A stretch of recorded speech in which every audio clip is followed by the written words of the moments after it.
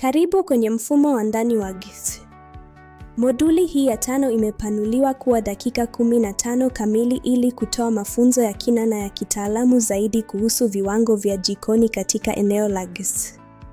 Unajifunza ujuzi utakao kufanya uwe mfanyakazi wa daraja la juu na anayetafutwa sana. Jiko ni moyo wa kila nyumba na kitovu cha maisha ya familia. Hapa ndipo chakula huandaliwa kwa ajili ya familia na wageni na kulifanya kuwa eneo muhimu zaidi kwa afya, faraja na mila za kiutamaduni. Hebu tujifunze kila maelezo ili kuhakikisha jiko hili linabaki kuwa bora na safi kila wakati. Kuelewa dhana ya halal ni msingi wa kazi yako ya kila siku. Si tu kuhusu lishe na kile tunachokula, bali ni kuhusu njia ya maisha na heshima ya dhati kwa sheria ya Kiislamu. Kila kitu katika jiko hili lazima kifuate viwango vikali vya halal ili kulinda uadilifu na baraka za nyumba hii. Nyama ya nguruwe na pombe ni vitu vilivyopigwa marufuku kabisa katika jiko la halal. Usilete vitu hivi nyumbani kamwe, hata kama ni kwa matumizi yako binafsi ya siri. Kuliweka jiko likiwa huru kutokana na vitu hivi ni jukumu lako kuu la kitaalamu na ushahidi wa uaminifu wako kwa familia. Usalama wa chakula unaanza kwa kuzuia uchafuzi mtambuka wakati wote.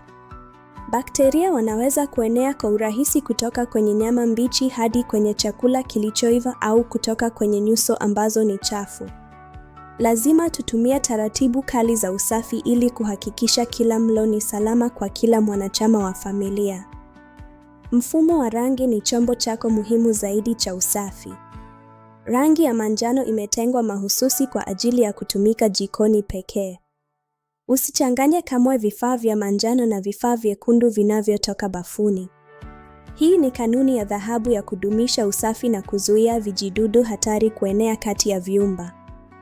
Hatua ya kwanza katika kusafisha kwa kina kila siku ni kuondoa vitu vyote kwenye kaunta. Ondoa toaster, blender na bakuli za matunda. Nyuso zilizo wazi kabisa hukuruhusu kusafisha kila sehemu ya marumaru au granite kikamilifu bila kuacha sehemu yoyote iliyofichika au chafu.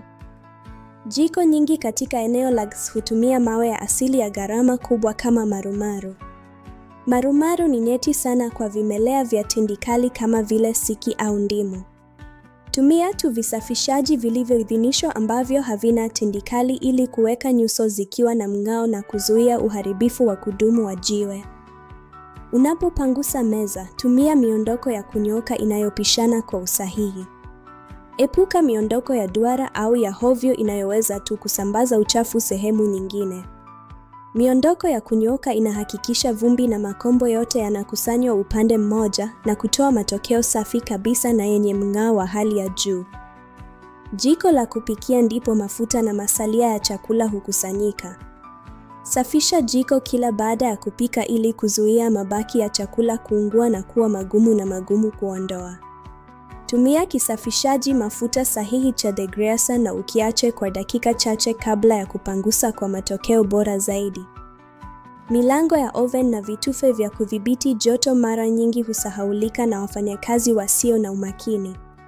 Alama za vidole zenye mafuta zinaweza kuonekana mbaya sana kwenye nyuso za chuma cha stainless steel. Pangusa sehemu hizi kila siku kwa kitambaa cha manjano ili kuweka jiko likiwa na muonekano wa kifahari na safi. Sinki ni eneo lenye hatari kubwa ya bakteria wengi. Sugua sinki kila siku kwa kutumia dawa ya kuua viini. Usisahau koki na maeneo ya pembeni ambapo maji hutuama. Hakikisha sinki limekaushwa kabisa baada ya kumaliza ili kuzuia madoa ya maji na kutoa taswira ya usafi kamili wa kitaalamu. Dishwasher inahitaji utunzaji wa mara kwa mara ili iendelee kufanya kazi kwa ufanisi mkubwa. Ondoa na usafishe kichujio chake kila wiki ili kuzuia harufu mbaya na kuhakikisha vyombo vinatoka vikiwa safi kabisa. Pangusa pia raba za milango ambapo mabaki ya chakula na uchafu hujificha na kuoza. Ili kusafisha microwave kwa usalama na ufanisi, weka bakuli la maji yenye vipande vya ndimu ndani na uiwashe kwa dakika 3. Mvuke utalainisha madoa yote magumu ya chakula na kukuruhusu kuyapangusa kwa urahisi bila kutumia kemikali kali ambazo zinaweza kuwa hatari karibu na chakula. Vifaa vidogo vya jikoni kama toaster na blender pia vinahitaji uangalizi wa kila siku. Ondoa makombo kwenye tray ya toaster na upanguze sehemu ya nje ya blender baada ya kila matumizi. Kuviweka vifaa hivi vikiwa safi kutarefusha maisha yake ya kazi na kuweka jiko likiwa nadhifu wakati wote. Ukuta ulio nyuma ya jiko mara nyingi hupata madoa ya mafuta ya kuruka. Pangusa sehemu hizi kwa kutumia kisafisha mafuta cha degreaser. Angalia pia nafasi kati ya vigae au grout. Ikiwa ni chafu, tumia brashi ndogo kuisafisha ili kuta zibaki zikiwa na mng'ao, safi na bila madoa ya mafuta. Makabati ya jikoni na vishikio vyake huguswa mara nyingi sana kila siku na watu tofauti. Pangusa nyuso za makabati kwa kitambaa chenye unyevu ili kuondoa vumbi na alama za mikono. Vishikio lazima visafishwe kwa dawa ya kuua viini mara kwa mara kwa sababu ndivyo vinavyosambaza vijidudu zaidi jikoni. Eneo la chini ya sinki mara nyingi huwa na fujo, unyevu na harufu. Panga chupa za kusafishia vizuri na hakikisha hakuna uvujaji wowote wa maji kutoka kwenye mabomba. Eneo lililopangwa vizuri linaonyesha taaluma yako na hufanya iwe rahisi kupata vifaa unavyohitaji. Pipa la takataka lazima litolewe kila siku bila kukosa ili kuzuia harufu mbaya na wadudu. Safisha na kuua viini ndani ya pipa mara kwa mara kwa kutumia dawa kali. Tumia mifuko sahihi na hakikisha kifuniko kimefungwa vizuri wakati wote ili kuweka hewa ya jikoni ikiwa safi na yenye kupendeza. Hatua inayofuata ni kusafisha sakafu kwa utaratibu. Anza kwa kufagia kuanzia kwenye pembe za chumba kuelekea mlangoni. Hakikisha unasafisha vizuri chini ya makabati na nyuma ya milango ambapo vumbi na makombo ya chakula mara nyingi hujificha na kusahaulika na wengine. Tumia deki ya manjano na mfumo wa ndoo mbili kwa matokeo ya usafi. Ndoo moja iwe na sabuni na nyingine iwe na maji safi kwa ajili ya kusuuza deki chafu. Hii inahakikisha hutarudisha maji machafu kwenye sakafu na kuifanya ibaki safi na yenye harufu nzuri. Maelezo madogo ni muhimu sana katika mafunzo haya. Tumia kitambaa cha manjano kusafisha pembe za sakafu ambapo deki haiwezi kufika. Usahihi katika kusafisha maelezo haya ndio unamtofautisha mfanyakazi mtaalamu na wengine. Madirisha ya jikoni mara nyingi hukusanya vumbi la nje na mvuke wa mafuta wa ndani. Tumia kisafisha vioo ili kuhakikisha madirisha yanabaki na mng'ao.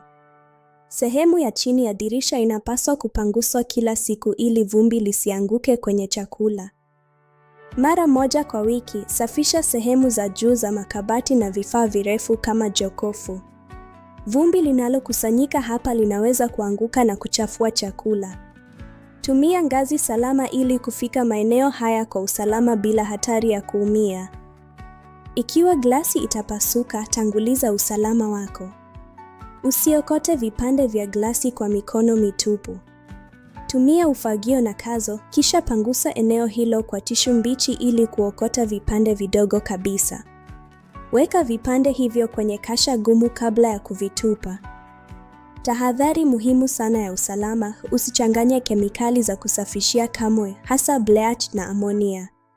Hii inaweza kutengeneza gesi ya sumu inayoweza kuua. Tumia kila bidhaa kulingana na maelekezo kwenye lebo.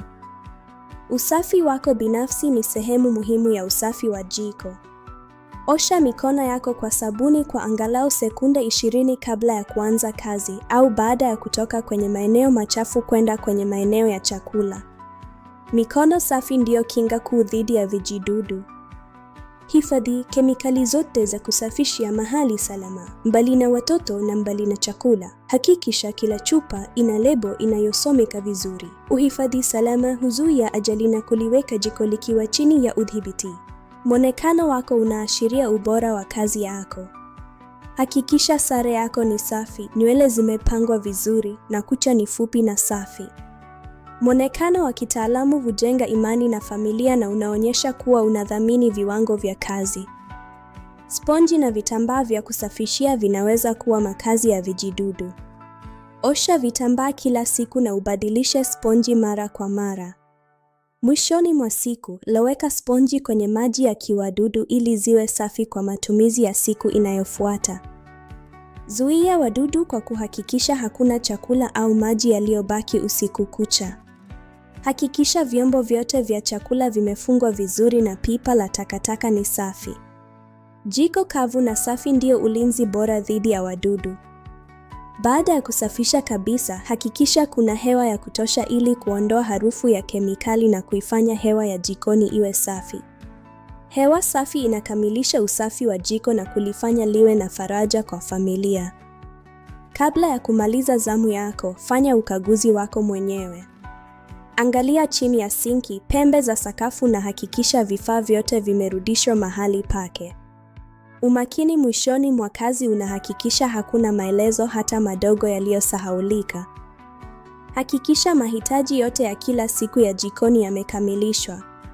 Jaza sabuni ya mikono, badilisha karatasi za kufutia zilizokwisha na uweke vitambaa safi tayari. Kuweka mahitaji haya tayari kunasaidia kazi za jikoni kwenda vizuri kwa familia nzima. Nguzo wa mwisho ni harufu na mazingira. Jiko safi linapaswa kuwa na harufu nzuri, si harufu ya kemikali. Ikiwa familia itaruhusu, tumia manukato mepesi ya chumbani ili kumfanya mtu yeyote ajisikie karibu anapoingia.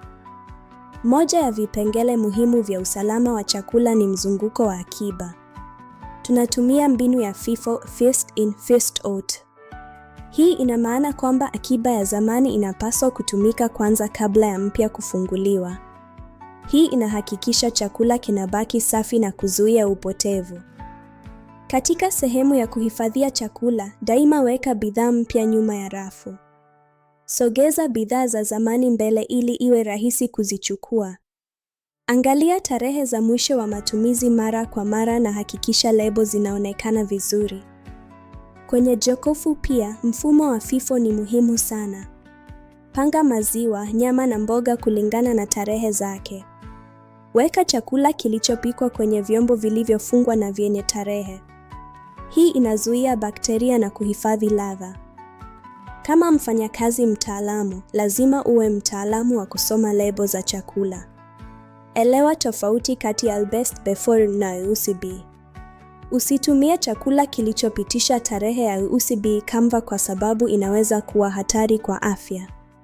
Usalama wa familia uko mikononi mwako. Hebu tuzungumzie usalama wa moto. Moto wa mafuta ni hatari ya kweli jikoni. Usiache jiko likiwaka bila uangalizi kamwe.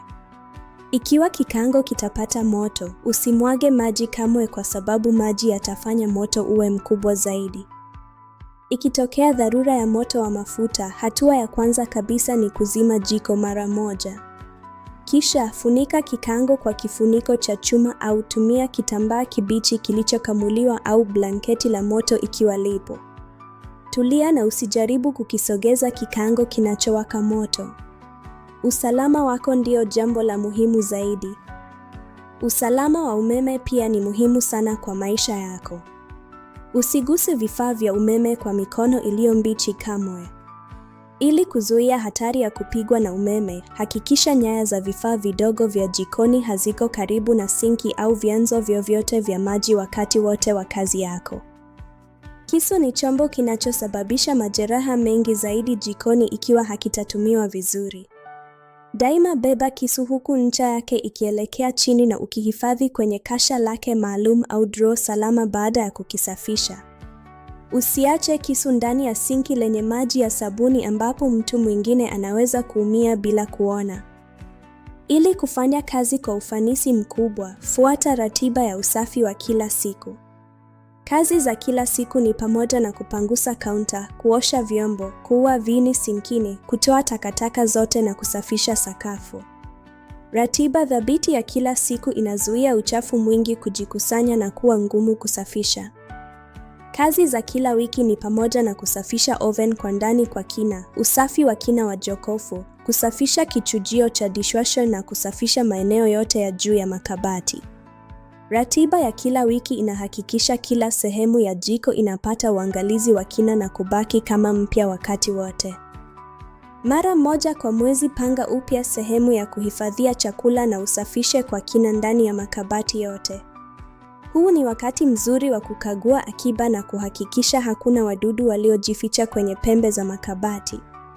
Umakini huu wa kila mwezi unadumisha ubora na thamani ya jiko lako la kitaalamu. Wadudu jikoni wanaweza kuharibu kabisa sifa yako ya kitaalamu.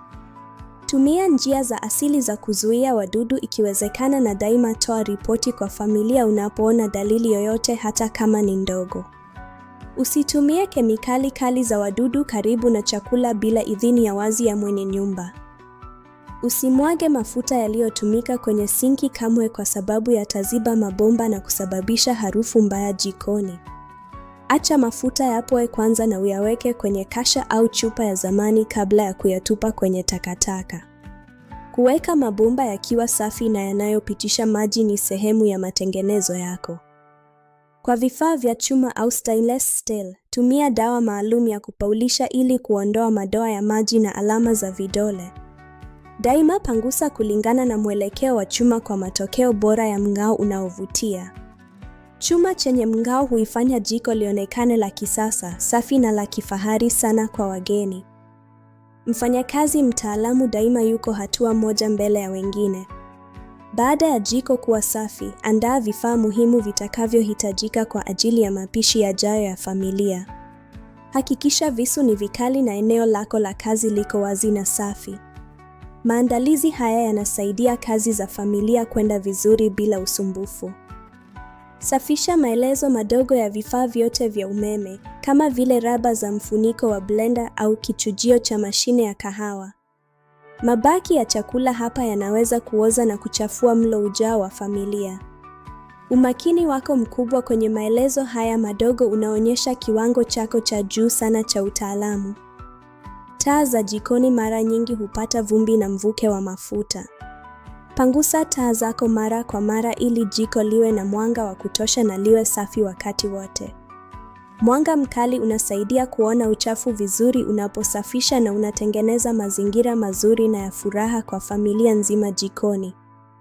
Aproni yako ni mlinzi mkuu wa usafi wako na wa chakula. Daima tumia aproni safi kila siku bila kukosa. Ibadilishe mara moja ikiwa itapata damu ya nyama au mafuta mengi ili kuzuia vijidudu kusambaa kwingine jikoni. Usafi wa nguo zako za kazi unaashiria usafi wa kazi yako unayoifanya. Vichujio vya moshi jikoni vinapaswa kusafishwa kwa kina angalau mara moja kwa mwezi. Loweka vichujio kwenye maji ya sabuni ili kuondoa tabaka lote la mafuta yaliyoganda. Mzunguko wa hewa ni muhimu sana ili jiko lisiwe na joto kali sana na mvuke wote wa chakula uweze kutoka nje kwa urahisi. Hifadhi chakula kilichobaki kwa njia sahihi na salama. Tumia vyombo visivyopitisha hewa na uviweke lebo yenye jina la chakula na tarehe ya kuhifadhiwa. Viweke kwenye sehemu sahihi ya jokofu kulingana na joto linalohitajika kwa chakula hicho. Hii inasaidia familia na kuzuia upotevu wa chakula. Utaalamu pia unamaanisha kudumisha tabia njema na utulivu. Fanya kazi kwa utulivu na mpangilio mzuri. Epuka kupiga kelele au kufanya bishindo nyingi unaposafisha. Mazingira tulivu ya jikoni yanatengeneza nyumba yenye amani kwa familia, na hii ni sehemu muhimu ya huduma yako ya daraja la juu. Kwa utunzaji wa kina wa sakafu, sugua nafasi kati ya vigae kwa brashi ndogo na dawa maalum ya vigae mara kwa mara. Uchafu ulionasa hapo wanaweza kuifanya sakafu ionekane chafu hata kama umedeki. Umakini huu wa ziada utalifanya jiko lionekane kama jipya kabisa kila wakati mtu anapoingia. Kabla ya kumaliza kabisa zamu yako ya kazi, hakikisha jiko liko tayari kabisa kwa ajili ya asubuhi ijayo. Tayarisha sehemu ya kahawa na uweke eneo la kiamsha kinywa vizuri na nadhifu. Kuanza asubuhi kwenye jiko ambalo ni safi na tayari ni zawadi bora unayoweza kuipa familia unayoifanyia kazi kwa moyo wote. Umejifunza viwango vya juu kabisa vya usafi wa jikoni katika dakika hizi 15 za mafunzo. Jitihada zako katika kila maelezo madogo zitaleta mafanikio makubwa katika kazi yako. Kuwa mfanyakazi ambaye hawezi kubadilishwa kupitia ubora wa kazi yako ya kila siku. Asante sana kwa kazi yako ngumu na ya uaminifu. Mafunzo haya yametolewa na GIS Domestic. Tembelea tovuti yetu ya gisdomestic.com kwa maelezo zaidi na rasilimali nyingine za mafunzo ya kitaalamu. Endelea kufanya kazi kwa kiwango cha juu cha ubora na uadilifu. Tukutane katika moduli yetu inayofuata ya mafunzo ya kitaalamu ya GIS.